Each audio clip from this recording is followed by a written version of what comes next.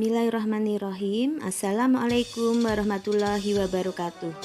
Perkenalkan, saya Ibu Duratul Azizah, calon guru penggerak angkatan 6 dari SMP Negeri 11 Pekalongan.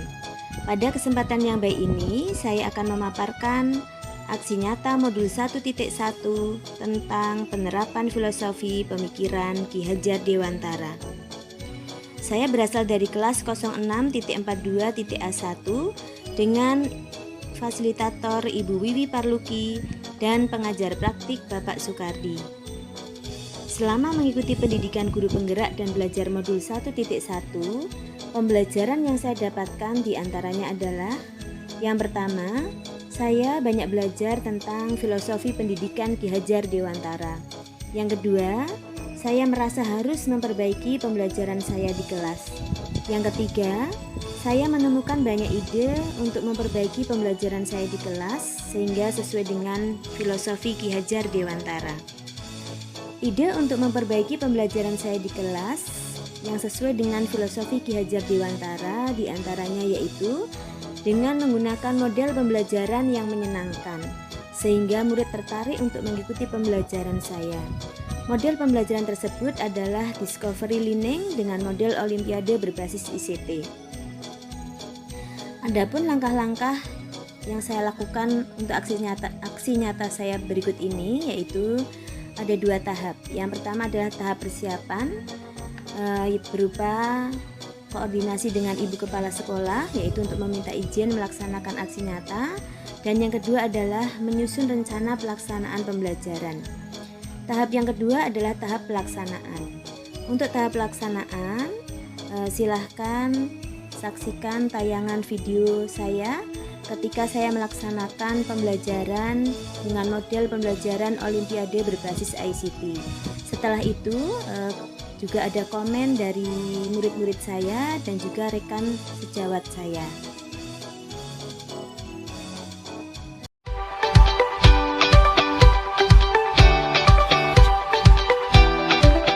Discovery Learning atau model pembelajaran penemuan diartikan sebagai proses pembelajaran yang terjadi ketika siswa tidak disajikan informasi secara langsung tetapi siswa dituntut untuk mengorganisasikan pemahaman mengenai informasi tersebut secara mandiri.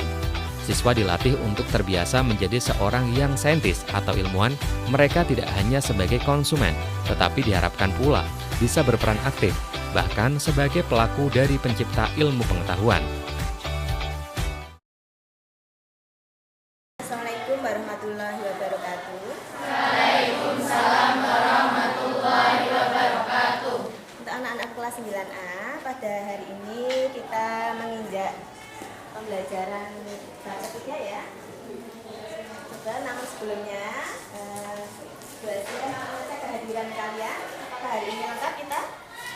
Ada 32 anak semua hadir ya? Kemudian coba untuk persiapan hari ini, apakah ada anak yang merasa kurang enak badan? Sehat semua ya? Berarti kita sudah siap untuk mengikuti proses pembelajaran pada hari ini ya. Tidak ada halangan apapun ya. Semua sehat ya. Kemudian juga sudah belajar tentunya tadi malam ya? Untuk mempersiapkan materi ya? Oke. Kemudian anak-anakku, pada hari ini kita akan belajar bab 3 ya.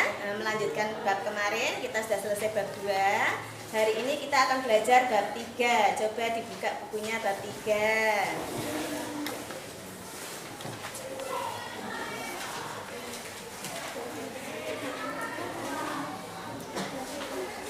Tentang apa bab 3 coba? Kedaulatan Negara Kesatuan Republik Indonesia. Kedaulatan Negara Kesatuan Republik Indonesia. Itu ada kaitannya dengan bab 2 kemarin. Kalau bab 2 kemarin kita belajar tentang apa? Ayo, baru kemarin ya.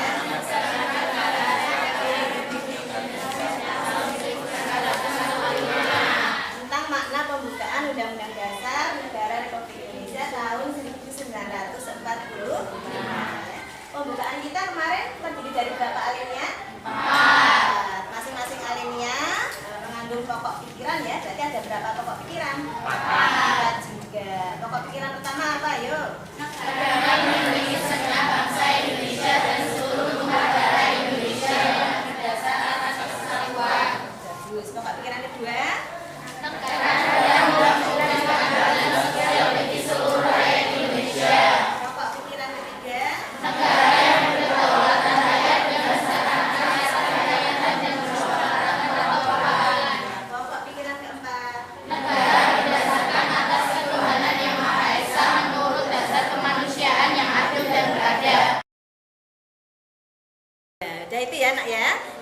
materi kita pada pertemuan yang lalu. Nah, sekarang kita akan membahas tentang kedaulatan. Kenapa tadi Bu Azhar bilang ada kaitannya dengan materi pertemuan yang lalu? Karena kita coba lihat tadi. Pokok pikiran ketiga, apa bunyinya tadi? Itu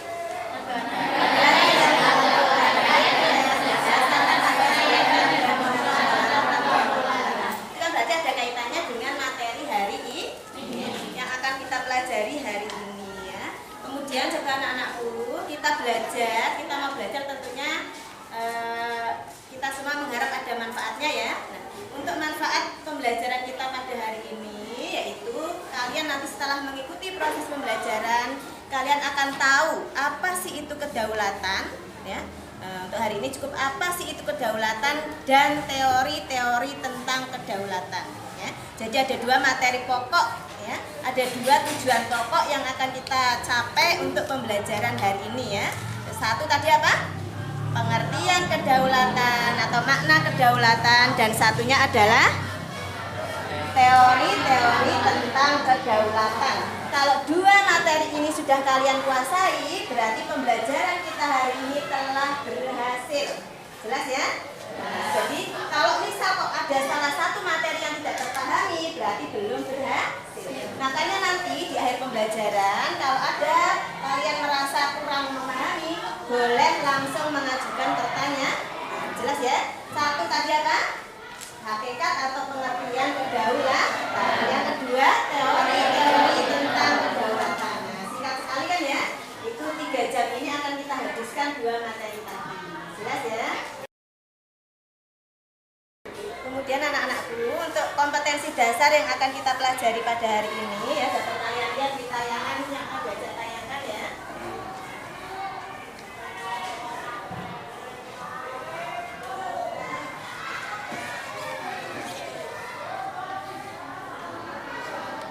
Kompetensi dasarnya memahami ketentuan tentang bentuk kedaulatan negara sesuai Undang-Undang Dasar Negara Republik Indonesia tahun 1945. Kemudian indikator pencapaian kompetensinya mengidentifikasikan hakikat dan teori tentang kedaulatan sesuai dengan Undang-Undang Dasar tahun 1945 ya.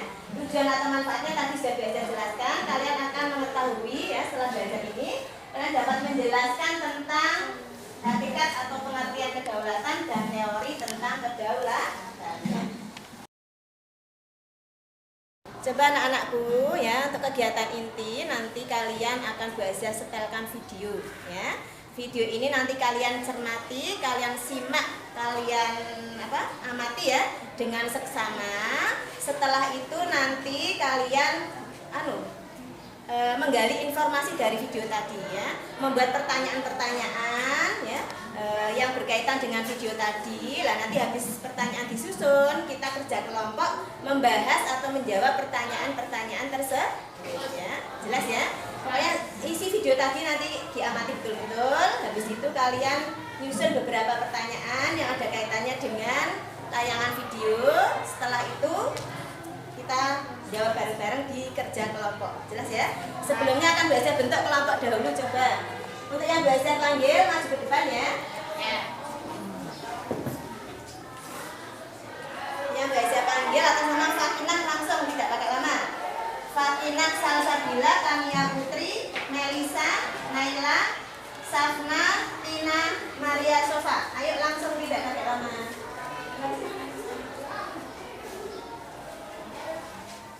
Untuk yang lainnya coba berhitung ya. Hitungan ke-6 diulangi lagi nanti 1. Paham ya? Setelah sampai 6 berarti 1 gitu ya. Kalau yang dapat nomor 1 berarti nanti jadi kelompok 1 gitu ya. Yuk berhitung nak, mulai Le. 2 4 6 6 1 2 3 4 5 2 3 4 5 6 1 2. Ya. Sekarang coba berkelompok sesuai dengan yang kamu ucapkan tadi. Yang satu kelompok 1 ya, sebelah sini kelompok 1 ya. Silahkan langsung, tidak pakai lama. Kelompok 2 sebelah sini, kelompok 3 sebelah sini, 4 sebelahnya, 5 belakangnya, 6 belakangnya lagi ya.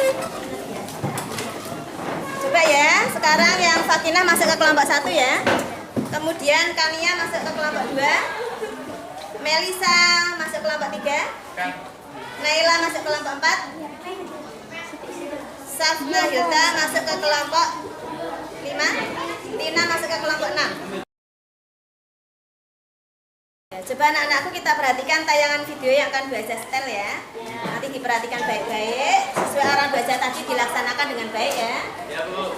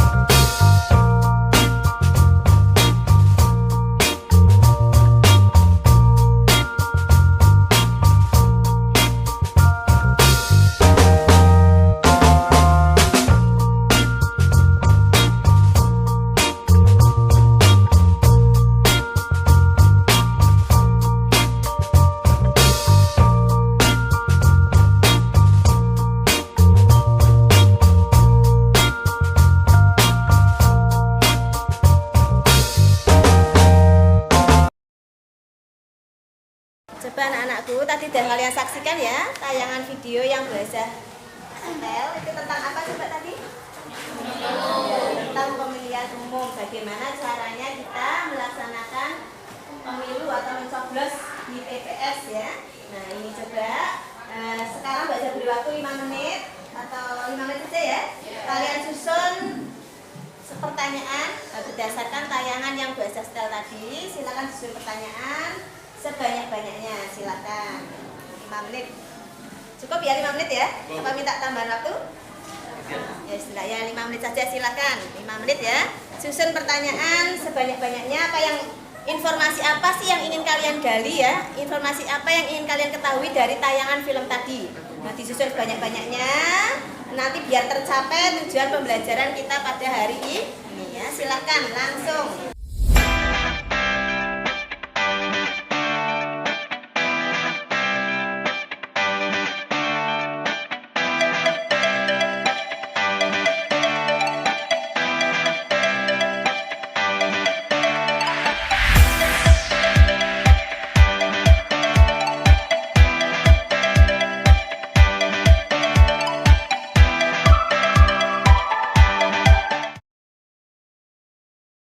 Sudah tersusun beberapa pertanyaan ya anak-anak ya? Apa dari pertanyaan tadi sudah puas kalian mengemukakan pertanyaan? Ya.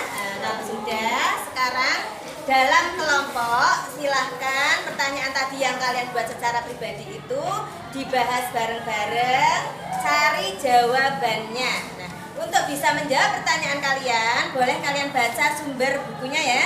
Nah, sumber buku dibaca dari mulai halaman 54 sampai dengan halaman 59. Di situ nanti kalian akan mengetahui beberapa informasi, diantaranya tentang pengertian kedaulatan, ya. Kemudian tujuan diadakannya pemilihan umum, ya. Apa sih pemilu itu diadakan sesuai dengan tayangan tadi ya? Untuk apa sih pemilu itu diadakan? Kemudian nanti kalian juga akan mengetahui tentang teori kedaulatan beserta tokohnya, sifat-sifat kedaulatan, dan juga bentuk-bentuk kedaulatan. Untuk membaca materi, biasa beri waktu 10 menit.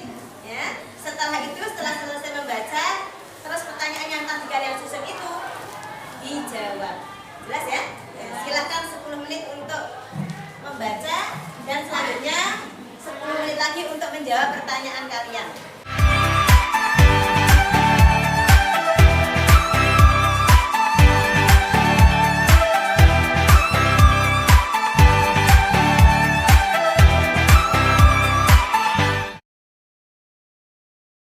Habis, sekarang bahasa minta dari kelompok kalian perwakilan ya untuk kelompok berapa nih? 3 ya. Kelompok 3 silahkan mengemukakan atau menyebutkan tadi pertanyaan apa yang kalian susun satu saja. Nah, nanti yang kelompok lain yang bisa menjawab silahkan boleh menjawab ya dari pertanyaan kelompok 3. Silahkan kelompok 3. Tadi nyusun pertanyaan apa yang berkaitan dengan video tadi? Dibaca yang keras ya. Sebenarnya untuk apa sih diadakan pemilu? Untuk apa sih kita kok ya negara kita kok mengadakan pemilu? Pemilu itu diadakan untuk apa sebenarnya? Nah, kita bisa merujuk pada sebenarnya ya bahwa kita itu negara yang memiliki memiliki sistem ya di suatu pemerintahan di mana pemerintahan itu dipilih berdasarkan kedaulatan rakyat ya. Jadi yang milih itu adalah rakyat. Makanya diadakan pemilu. Nah, untuk apa pemilu ini kok diadakan? Ada yang mau bisa menjawab ini? Dari kelompok mana coba? Oh ya, kelompok 2 silahkan Kania.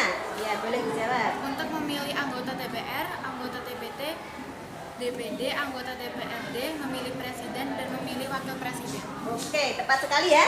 Nah, jawaban dari Kania sangat tepat bahwa kita mengadakan pemilu 5 tahun sekali itu diantaranya adalah untuk memilih anggota DPR, kemudian memilih anggota DPD. DPR dan DPD ini nantinya akan menjadi anggota MPR. Secara otomatis berarti MPR juga termasuk pilihan dari rakyat anggota-anggota ya, karena berasal dari anggota DPR dan anggota DPD. Kemudian untuk tingkat daerah pemilu juga diadakan untuk memilih anggota DPRD. Kemudian kemarin yang ramai sekali itu ya untuk milih siapa kemarin? Presiden dan wakil presiden ya. Hanya kita punya presiden ya. Presiden kita pilihan baru tapi presidennya bukan orang baru ya. Karena sudah 2 periode ini alhamdulillah berjalan dengan lancar ya, tidak ada hal-hal yang terjadi yang sangat dikhawatirkan itu ya. Nah, kan banyak yang khawatir ya. Jangan-jangan nanti setelah kemarin dilantik ya ada terjadi peristiwa yang kemungkinan besar ada masyarakat yang membuat kegaduhan dan lain-lain, ternyata tidak ya. Alhamdulillah bisa berjalan dengan lancar sampai dengan dilantiknya presiden dan wakil presiden. Kemarin kan sudah mengucapkan sumpah dan janji ya.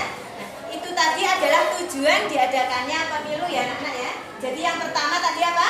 Memilih anggota DPR, memilih anggota DPD, memilih anggota DPRD yang untuk tingkat daerah ya, daerah provinsi maupun daerah kabupaten atau kota, serta memilih presiden dan wakil presiden ya. Untuk tingkat daerah nanti juga ada pemilu lagi sebenarnya untuk memilih kepala daerah ya. Jadi ada satu tambahan lagi, memilih kepala daerah. Kalau di tingkat kota berarti kepala daerahnya namanya siapa? Wali kota. Kalau di tingkat kabupaten? Bupati. Kalau di tingkat provinsi? Gubernur. Ya, bagus sekali ya. Itu tadi pertanyaan dari kelompok 3 yang telah dijawab oleh kelompok 2. Sekarang kita jadi paham tujuannya apa sih ada pemilu itu, kita sudah tahu ya. Nah, sekarang coba ada lagi yang mau membacakan pertanyaannya? Oh ya, silahkan kelompok 4. Apa yang dimaksud dengan kedaulatan? Ya ini materi kita hari ini, apa sih kedaulatan itu? Ada yang bisa menjawab kelompok lain? Oh ya, silahkan kelompok 1. Kedaulatan berasal dari kata dalam bahasa Arab yaitu daulah yang berarti kekuasaan tertinggi. Ya, tepat ya, sesuai dengan tadi literasi yang kalian lakukan ya. Kalian sudah baca materi bahwa kata kedaulatan itu memang berasal sebenarnya ya, bukan dari bahasa Indonesia melainkan dari bahasa Arab. Dari kata daulah Yang berarti apa? Kekuasaan tertinggi.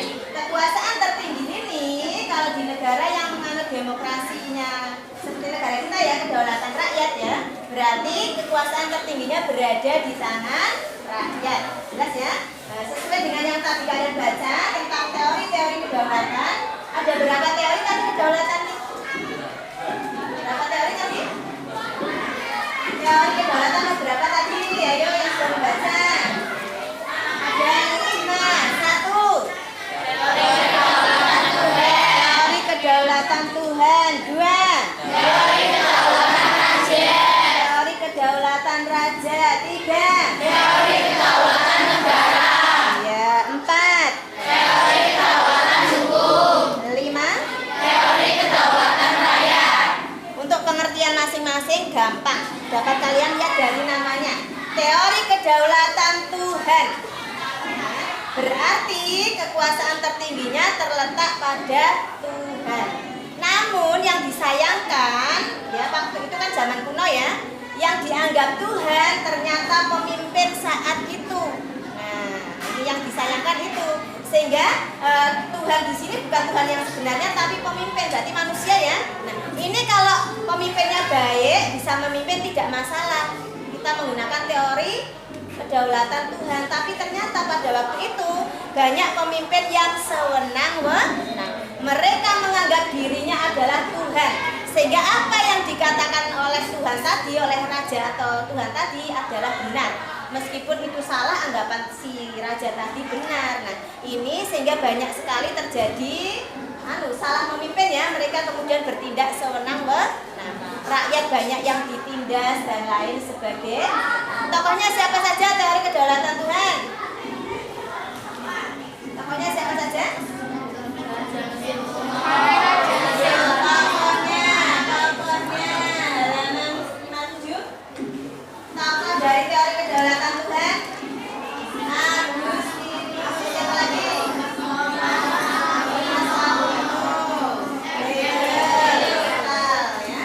Mereka tokoh yang mengembangkan teori kedaulatan Tuhan. Nah, kemudian teori kedaulatan raja dilihat dari namanya, berarti yang memegang kekuasaan tertinggi adalah raja.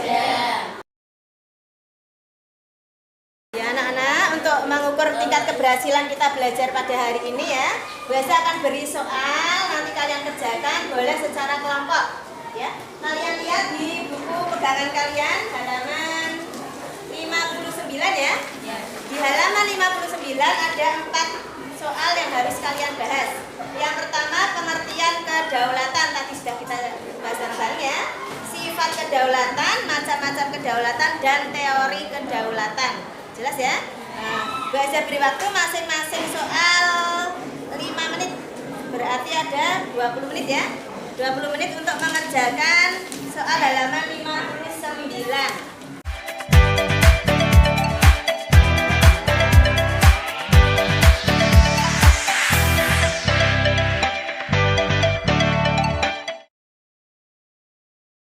Udah selesai yang nomor 1 ya? Tadi apa nomor 1? Pengertian kedaulatan. Nah, sekarang balapan yang udah selesai, balapan nempel ke depan. Ayo.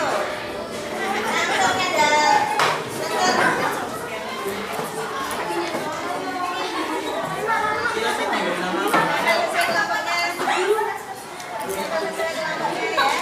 Dia lagi yang presisinya.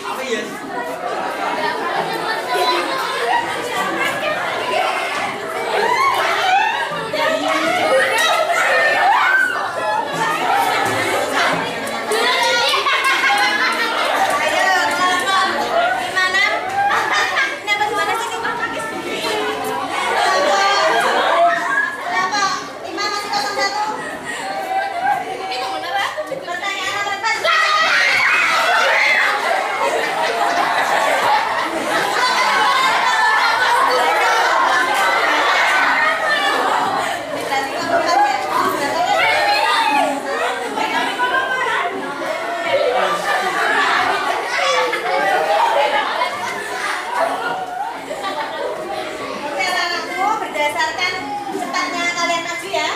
Tadi pertanyaan nomor 1 yang maju terlebih dahulu kelompok 2. Terus yang pertanyaan nomor 2 kelompok 1, pertanyaan nomor 3 kelompok 3, pertanyaan nomor 4 kelompok 1. Berarti kelompok 1 2 kali menang ya. Berarti sudah kelompok 1, tapi dilihat dulu jawabannya benar atau salah.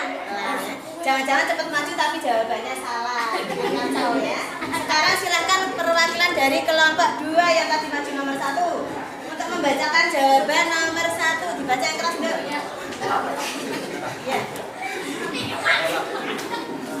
Kedaulatan berasal dari bahasa Arab, yaitu daulah, yang artinya kekuasaan tertinggi.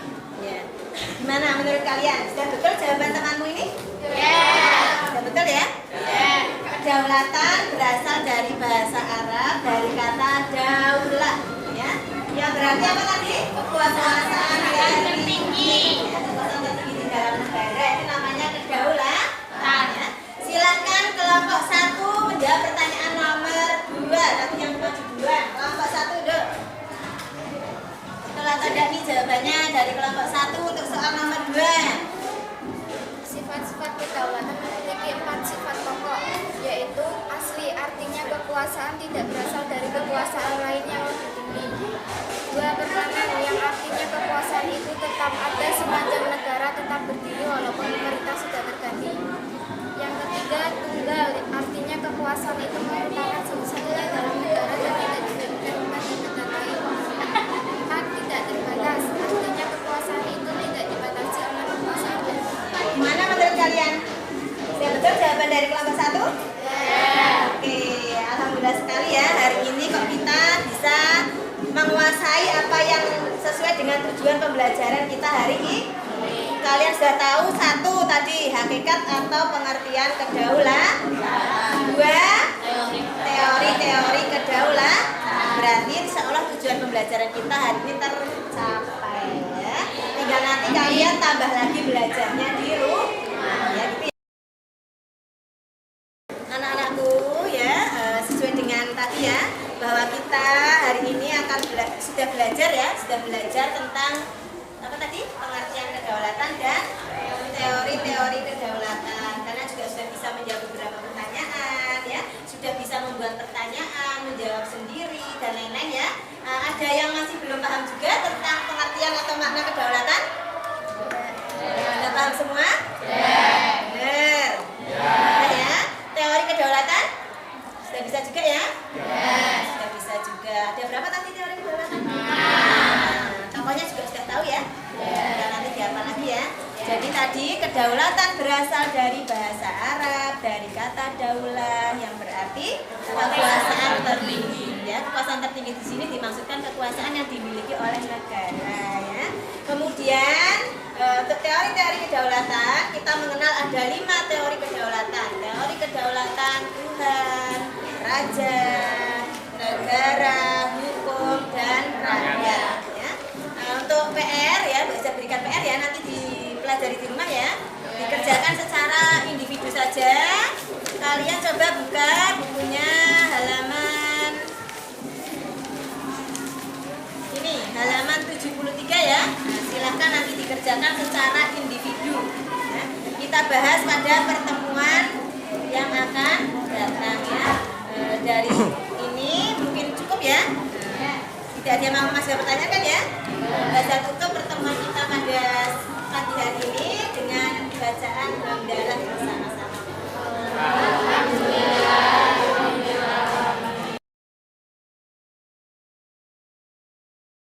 Bismillahirrahmanirrahim. Assalamualaikum warahmatullahi wabarakatuh. Di sini saya senang sekali karena telah mengikuti pelajaran PPKN dengan Bu Aziza dalam metode Olimpiade berbasis ICT. Ada perasaan senang dan tertarik untuk mengikuti pelajaran tersebut karena dalam pelajaran tersebut. Assalamualaikum warahmatullahi wabarakatuh.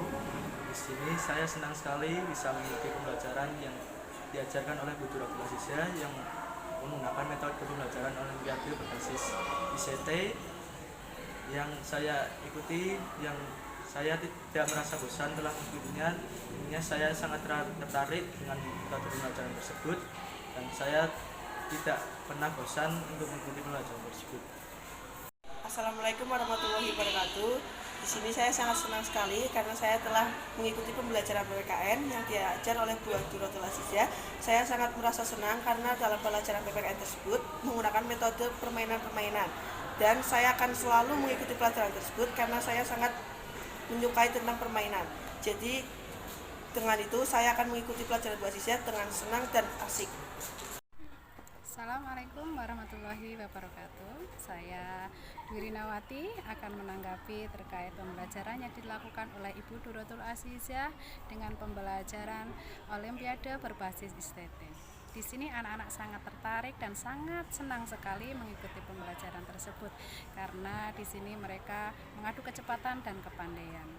Mereka selalu bersemangat untuk mengikutinya. Tetap semangat. Wassalamualaikum warahmatullahi wabarakatuh. Demikian aksi nyata modul 1.1 yang dapat saya sampaikan. Terima kasih. Wassalamualaikum warahmatullahi wabarakatuh.